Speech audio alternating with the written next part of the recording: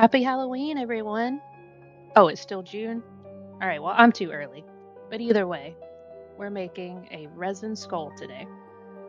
I can't wait for Halloween. It's one of my favorite holidays.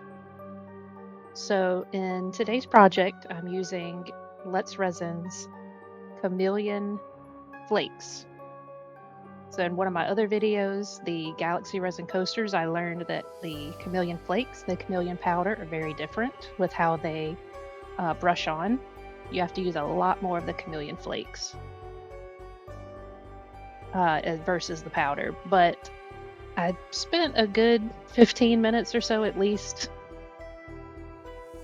powdering in the flakes here, brushing them in. And I found that dumping in a little bit at a time made it easier instead of just getting a little on my brush and going back and forth. But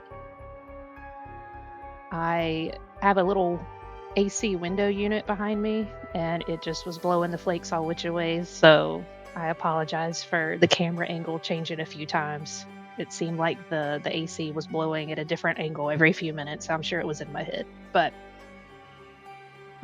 it was kind of nice just having some time in there quietly and taking my time and brushing the inside of this mold, making sure I was getting inside all the nooks and crannies around his teeth, made sure around where would be his eye sockets, make sure I got around all of that really well.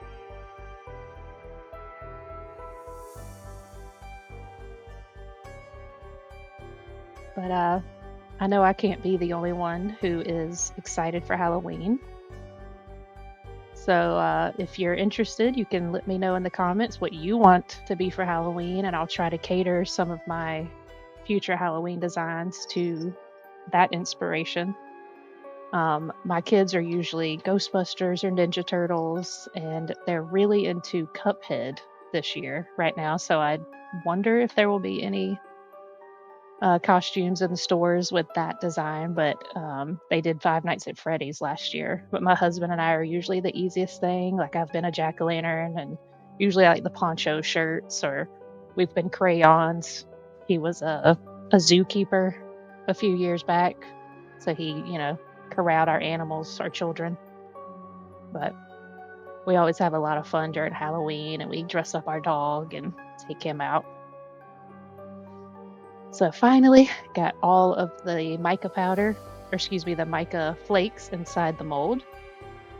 And I did mix up 10 ounces of the resin before I started painting because I wanted to let some of the bubbles come up.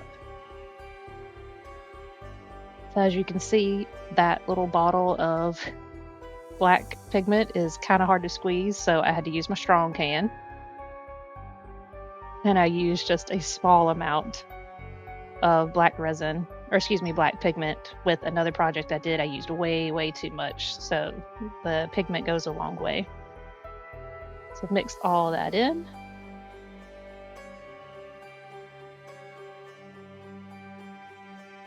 And I kept checking, pulling out the stick and looking to see if I felt like the color was deep enough.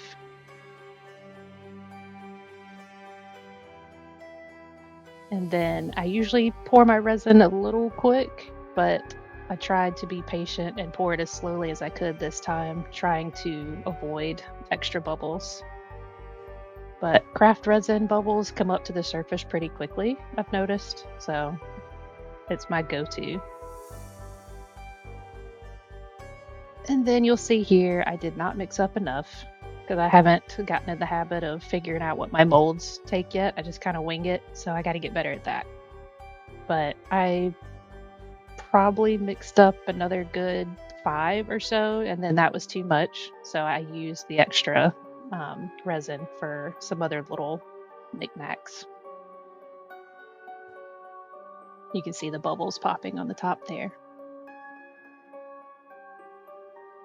And then this is the next day. Resin's pretty cured, nice and hard, and I found that rolling the mold at least halfway helps get it out pretty easily.